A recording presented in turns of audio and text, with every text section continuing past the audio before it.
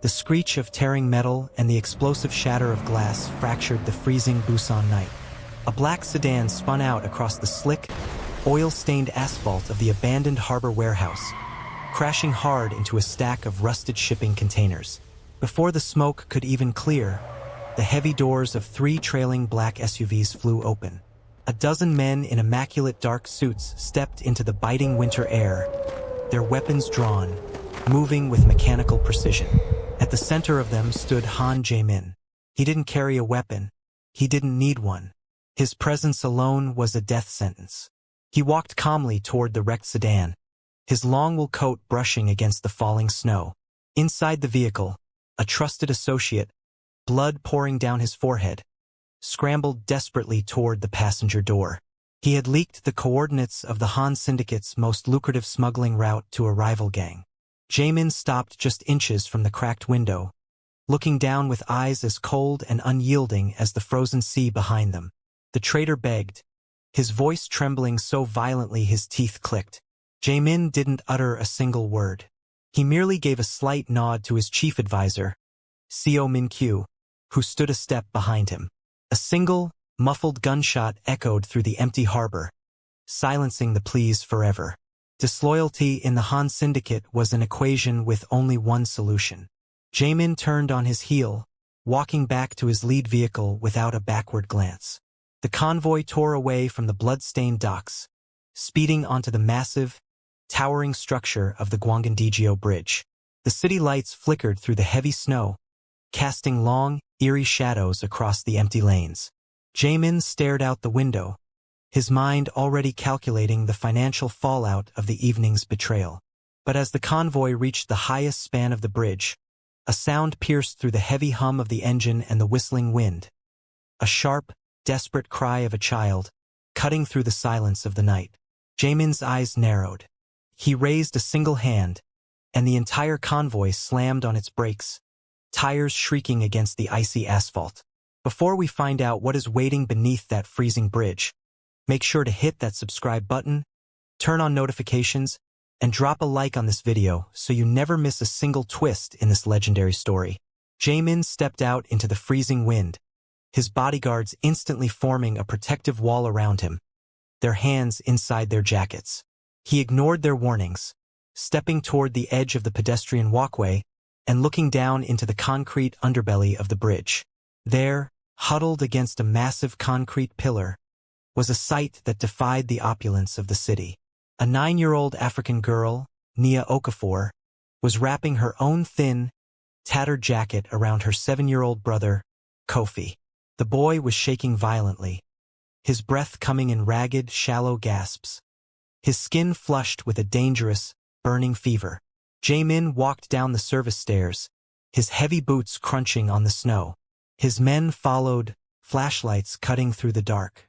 When the light hit Nia's face, she didn't flinch, nor did she cry out in fear at the sight of a dozen armed men surrounding her. She simply held her brother tighter, looking directly into the eyes of South Korea's most feared crime lord. Jae-Min reached into his inner pocket and pulled out a thick, heavy envelope packed tight with crisp, high-denomination 1 notes. He tossed it onto the frozen ground at her feet. It was enough money to buy a small apartment, enough to change a life in an instant. Nia looked down at the money, then looked back up at Jae-Min, her gaze piercing right through his cold facade. She didn't touch the envelope. Instead, she pushed it away with the toe of her worn-out shoe. "Money won't keep my brother alive tonight," Nia said, her voice steady despite the freezing temperature. "We cannot eat paper, and a piece of paper cannot cure his lungs. We need food, and we need a doctor right now." The bodyguards gasped in unison. No one refused Han Jae-Min. No one spoke to him with such defiance. Min-kyu stepped forward, his hand moving toward his holster, outraged by the girl's disrespect. But Jae-Min raised his hand, stopping his advisor instantly. For the first time in over a decade, someone had looked at his wealth and found it utterly worthless.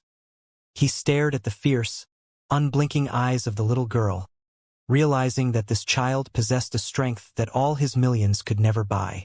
Before Jae-Min could speak, the crunch of heavy footsteps echoed from the shadows of the bridge pillars. Two local gang members, armed with pipes and switchblades, stepped into the light. They had been tracking the children, looking to rob them of what little they had, entirely unaware of whose territory they had just walked into. Seeing Jae-Min dressed in expensive clothing, the larger thug sneered, flashing his blade.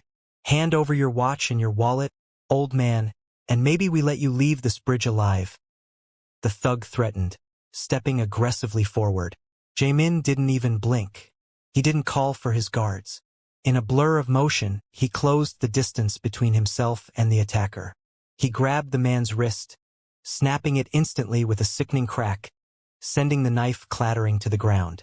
Before the second thug could react, Jae-Min delivered a brutal kick to his knee, sending him crashing to the concrete, followed by a devastating strike to the jaw that knocked him unconscious before he hit the ground. It was over in less than 5 seconds, a display of pure, terrifying efficiency. Jae-Min straightened his coat, his expression unchanged, as if he had merely swatted a pair of flies.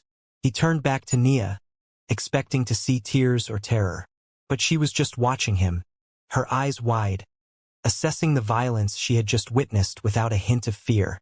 "You are a very dangerous man," Nia whispered, her voice holding a weight far beyond her 9 years. "You have a dark soul." Jae-Min looked at her, a faint, almost imperceptible smile touching the corner of his lips. "And you are far smarter than most adults I know," Jae-Min replied quietly, without waiting for her permission. He reached down, gently scooping the burning, semi-conscious Kofi into his arms. He looked up at his men, his voice turning into a commanding growl. "Clear the streets. We are going to the private clinic. Now." The convoy tore through the city streets, running every red light, the sirens of the lead vehicles clearing the path.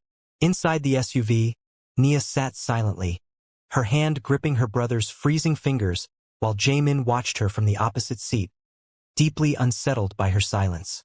They arrived at the exclusive VIP clinic owned by the syndicate, where the city's top doctors were forced out of their beds at gunpoint to treat the mysterious children.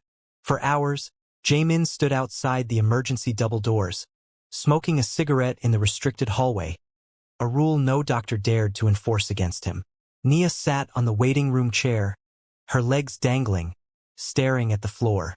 The door finally clicked open, and the chief physician stepped out, his face pale as he looked at the mafia boss. He shook his head slowly. "The pneumonia was too advanced, Chairman Han," the doctor whispered, trembling. "His immune system was completely destroyed by the prolonged exposure to the cold. There was nothing we could do. He is gone." Jae-Min closed his eyes, a heavy silence settling over the corridor. He turned to look at Nia.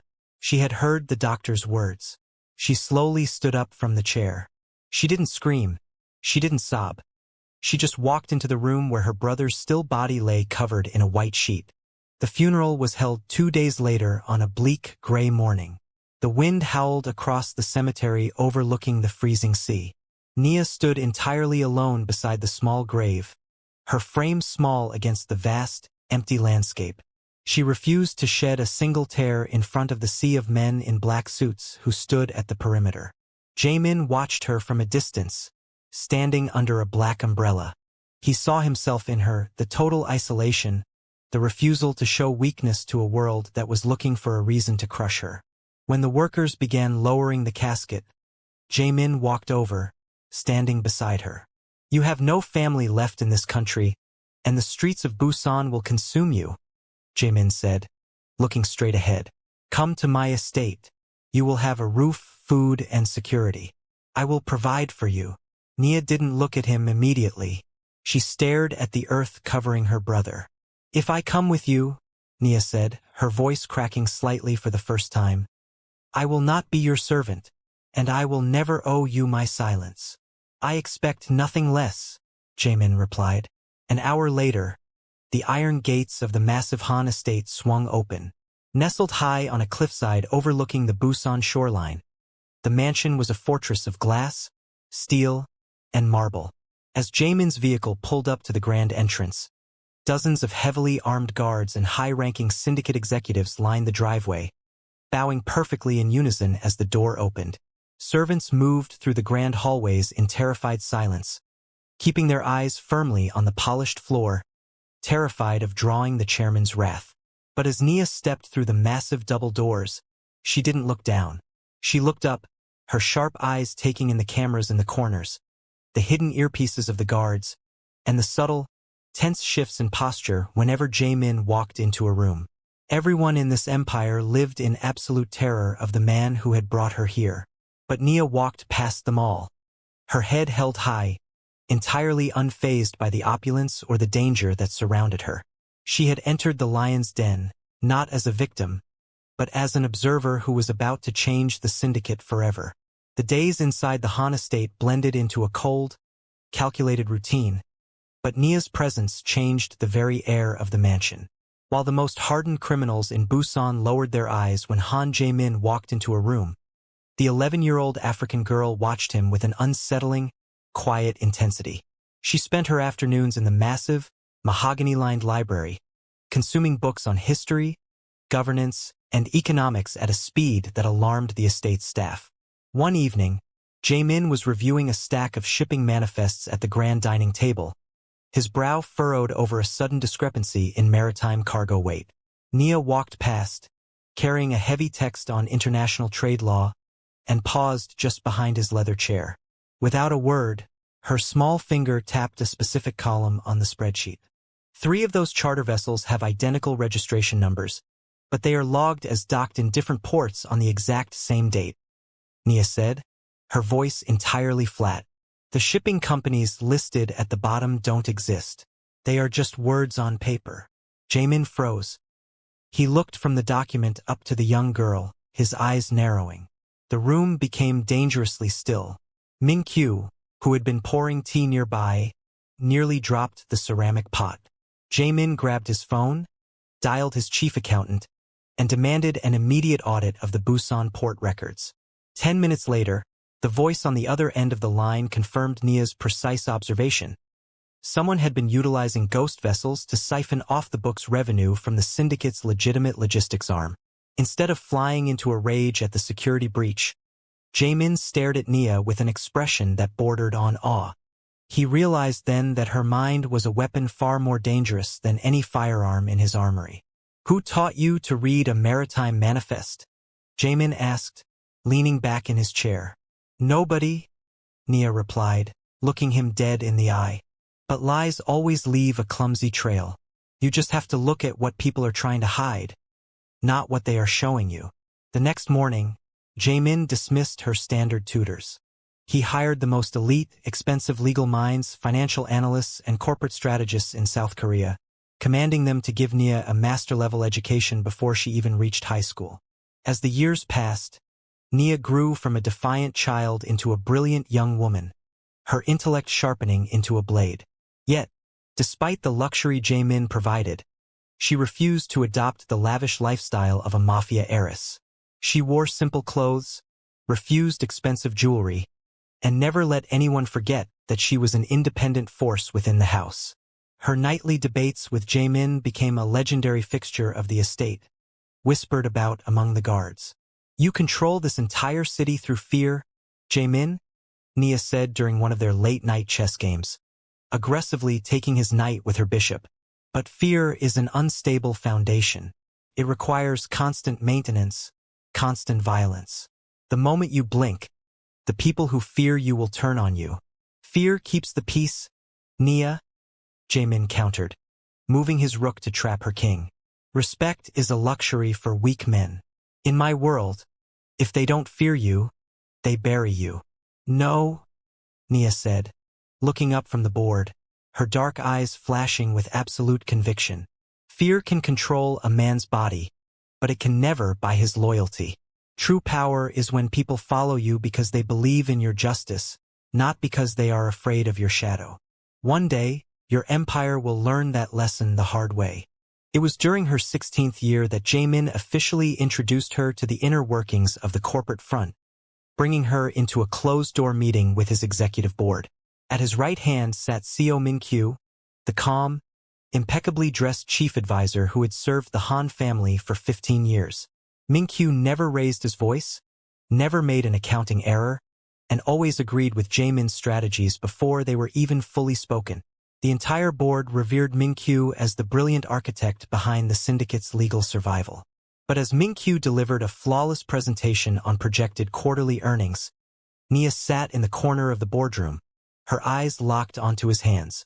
She noticed the slight, microscopic tremor in his fingers whenever Jae-Min mentioned an upcoming government tax audit. After the executives filed out of the room, Nia stepped in front of Jae-Min's desk, cutting off his path. "Fire CO Min-kyu," she said without preamble. Jae-Min blinked, completely caught off guard. "Min-kyu? His father served my father. He is the most loyal man in this organization. He has saved me from prison 3 times. The people who agree with you all the time are almost always the ones hiding the biggest secrets. Jae-Min," Nia warned, her voice tight with genuine concern. "He doesn't look at you with respect. He looks at you like a man who is waiting for his turn to sit in your chair. His loyalty is a mask, and you are too proud to see through it." Jae-Min chuckled, waving his hand dismissively as he walked past her. "You are brilliant with books and laws, Nia, but you don't understand underworld brotherhood. Min-kyu would bleed for this family. Do not let your suspicions ruin a 20-year alliance." Nia watched him leave the room, a heavy sense of dread settling in her chest. She knew then that Jae-Min's blind spot would eventually cost him everything. At 17, Nia received a fully funded prestigious scholarship to study international law and financial crime at an Ivy League university in the United States. When she showed Jae-Min the acceptance letter, a profound, heavy silence filled his study. He looked at the paper, then at the young woman who had become the closest thing to a daughter he would ever know. "If you walk out those gates, Nia, the protection of the Han Syndicate ends at the shoreline," Jae-Min said, his voice dropping to a gravelly whisper. "You will be alone in a foreign land. I have been alone since the night my brother died under that bridge." "Jae-Min?" Nia replied softly, her voice laced with an old, deep pain. "You gave me a sanctuary, and for that, I am grateful. But I cannot build my future in a house built on blood. I need to find out what real justice looks like." Their departure was completely devoid of tears or emotional promises. Jae-Min didn't escort her to the airport. He remained in his office, staring out at the Busan harbor. Nia didn't look back at the mansion as her taxi pulled away. For 5 long years, a wall of absolute silence stood between them.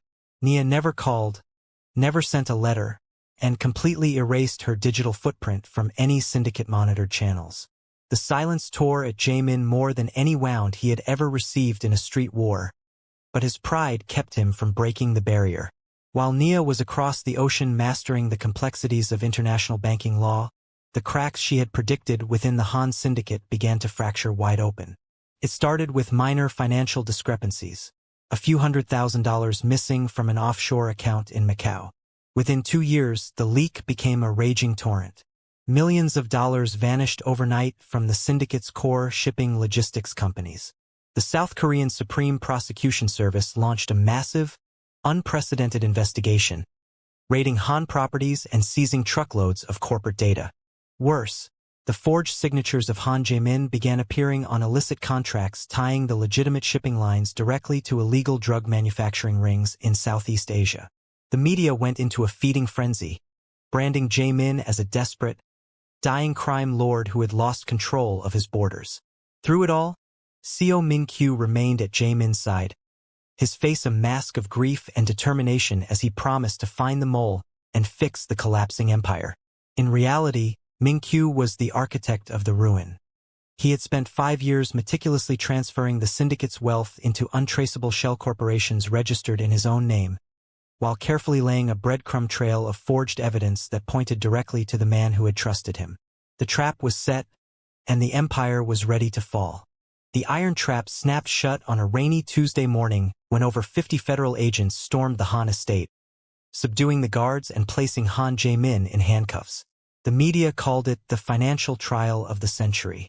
Day after day, the national news stations broadcasted every single second of the proceedings live to millions of viewers across the country. The state prosecution, armed with boxes of financial records and damning shipping manifests, painted Jae-Min as a ruthless kingpin who had used his legitimate maritime logistics empire to mask international smuggling networks. Sitting at the defense table in a crisp prison jumpsuit, Jae-Min looked visibly aged, his empire shattered, and his closest allies gone. At his side, Seo Min-kyu maintained his flawless act, whispering false reassurances into his ear while secretly preparing to catch a flight to a non-extradition country, the second the guilty verdict landed. By the third week of the trial, Jae-Min's conviction seemed an absolute certainty. The head prosecutor stood before the judge, ready to deliver his closing arguments, when the heavy, polished oak doors at the back of the courtroom suddenly swung open. The sudden thud echoed through the silent room, causing every camera lens and spectator to turn. A young African woman stepped across the threshold, clad in a tailored midnight blue power suit, her hair pulled back tightly. She carried a sleek leather briefcase and moved with an air of absolute authority. It was Nia Okafor. Jae-Min slowly lifted his head, his tired eyes widening in sheer disbelief. The helpless, defiant little girl he had found freezing beneath the Gwangandaegyo bridge 15 years ago had returned. But she wasn't here to mourn. She was here to take over.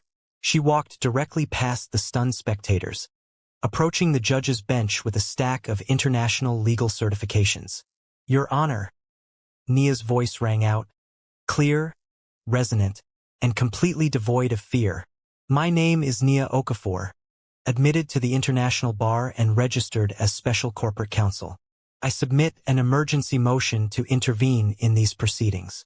For the past 5 years, I have not been hiding in America. I have been tracking the ghost trails of the Han Syndicate's finances across 3 continents." A collective gasp rippled through the courtroom. Min-kyu's face instantly turned a sickly shade of pale, his hands gripping the edge of the defense table until his knuckles turned white. The judge, intrigued by the sudden dramatic turn, reviewed her pristine credentials and granted her permission to present her findings as an officer of the court. Nia didn't waste a single second. She moved to the center of the courtroom floor, her sharp eyes locking onto Min-kyu before she turned to face the panel of judges. If you are gripped by this intense courtroom showdown and want to see exactly how Nia destroys this multi-million-dollar conspiracy, take a moment right now to smash that like button, leave a comment below predicting what happens to the traitor, and subscribe to the channel for the epic finale. With the precision of a master surgeon, Nia opened her briefcase and began projecting financial data onto the large courtroom screens. Piece by piece, she laid out an airtight web of evidence that she had spent half a decade meticulously gathering. She didn't offer theories. She presented undeniable, hard data. She showed the court that while Jae-Min's signatures were present on the incriminating smuggling contracts, the digital metadata embedded within the encryption files proved they had been generated from a private computer terminal located inside the mansion, a terminal that Jae-Min had never touched. For 5 years, this court has been following a trail of breadcrumbs left by a master manipulator, Nia declared, her voice rising with power as she advanced to the next slide. The prosecution claims that Chairman Han transferred $80 million into offshore accounts in Macau and the Cayman Islands. But if you look at the secondary routing protocols through the SWIFT banking system, those funds didn't stay there. They were instantly routed through a series of shell companies registered under the name KMK Holdings. And who is the sole beneficiary of KMK Holdings? Nia slammed a certified document onto the presentation table. Seo Min-kyu, she said, pointing a finger directly at the chief advisor. The man who sat at Chairman Han's right hand for 15 years. The man who systematically forged his mentor's signature, bled the legitimate shipping lines dry, and orchestrated this entire federal investigation to completely eliminate Han Jae-Min so he could inherit the vacuum of power. The courtroom erupted into absolute chaos. Reporters scrambled for their phones, flashbulbs blinded the room, and the spectators began shouting in disbelief. Min-kyu's carefully constructed mask of loyalty completely fractured. Realizing his multi-million-dollar empire was collapsing around him in a matter of minutes, he panicked. He didn't look at the judges. He looked at the exit. In a desperate, final bid for survival, Min-kyu lunged across the defense table, knocking over a heavy wooden chair, and drew a concealed, small-caliber pistol from his ankle holster. He grabbed a nearby court bailiff, shoving the weapon against the officer's neck as a human shield, backing wildly toward the double doors. "Stay back. All of you stay back or I'll paint this room red," Min-kyu screamed, his voice cracking with madness, his eyes darting around the room like a trapped animal. Seeing the man who had betrayed him threatening an innocent life, Han Jae-Min's mafia instincts instantly roared to life. The years of violent reflex took over. Jae-Min broke free from his guards, his massive frame moving with terrifying speed as he prepared to leap across the floor and tear Min-kyu apart with his bare hands, completely willing to die in a hail of gunfire just to exact his revenge. "Jae-Min, stop!" Nia's voice pierced through the panic, commanding and steady. She stepped directly into Jae-Min's path, her small frame blocking the raging crime lord. She looked him dead in the eye, her gaze as fierce as it was 15 years ago under the bridge. "Look at me. Today the violence ends. Today, the law is enough. Let the system you scoffed at do its job."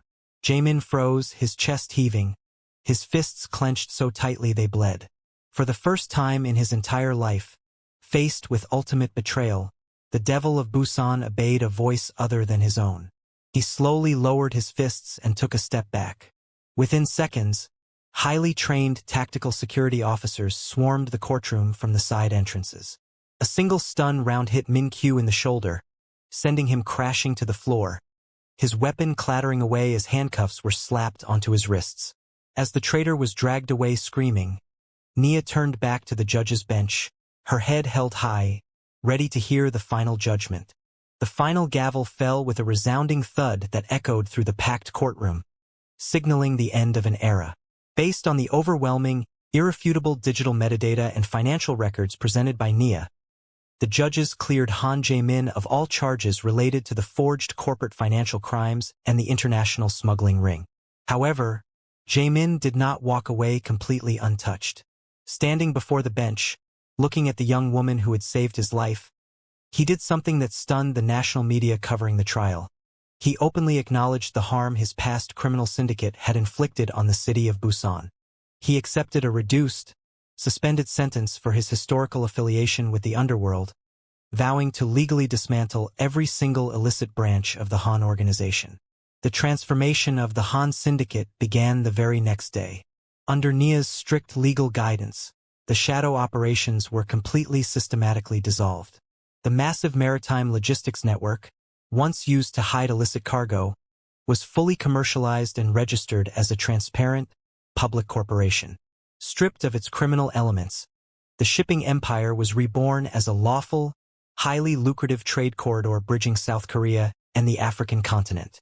The wealth that had once been hidden in untraceable offshore accounts was pulled into the light and redirected toward global philanthropy. Anonymous, fully funded scholarships were established for disadvantaged African children living abroad. Legal aid clinics were built in the poorest sectors of Busan, and medical shelters were constructed to ensure no one would ever have to freeze in the dark without aid. 3 years after the trial of the century, another freezing winter night settled over the city of Busan.